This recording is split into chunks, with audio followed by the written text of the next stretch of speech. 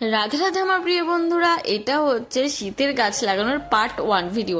কেন কি বলতো, আমি পার্ট 1 পার্ট 2 করে দিচ্ছি। একবারে এত গাছ জমে গেছে যে একবারে গাছ লাগানো সম্ভব না। তো একবারে গাছ না লাগাতে তোমাদেরকে কি করে ভিডিও দেবো, তার জন্য ভাবছি যে রোজ কিছু কিছু গাছ লাগাবো আর কিছু কিছু করে ভিডিও দেবো। এখন মনে হয় অনেক দিন লাগবে, কেন যত গাছ জমে গেছে।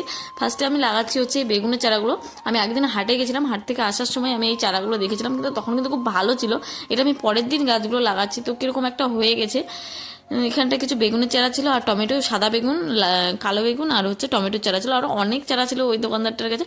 কিন্তু আমি নিয়ে কি করবো বলো, আমাদের তো আর সেরকম জায়গা নেই। যদি ছোটো মোটো একটা জায়গা থাকতো না, তাহলে আমি অনেক সবজি গাছ লাগাতাম, কিন্তু বলে তো লাভ নেই, সেরকম জায়গা নেই। এটা আছে, এটাই অনেক।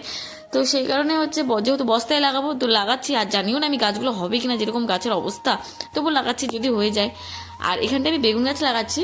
তো আমার একটা কথা মনে হচ্ছে, আমাদের এখানটায় না একটা বেগুন পাওয়া যায়, আমাদের এরিয়াতেই পাওয়া যায়, অন্য কোথাও পাওয়া যায় কিনা আমি জানি না।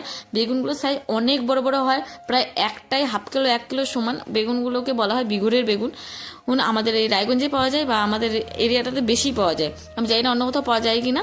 তো এত টেস্টি বেগুনটা, এত টেস্টি কি বলবো। আমি কিন্তু কোনো বেগুন খাই না, কিন্তু ওই বেগুনটাতে তুমি যদি ওই বেগুনের বেগুনি বা বেগুন ভর্তা করো না, খুব ভালো লাগে খেতে।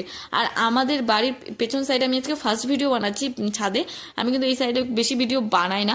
আর এদিক থেকে না এই বাড়িটার পরে একদম জমি দেখা যায়, ক্ষেত চারিদিকে। আর এখন তো ধান কাটছে, এত ভাল লাগছে দেখতে যে কি বলবো।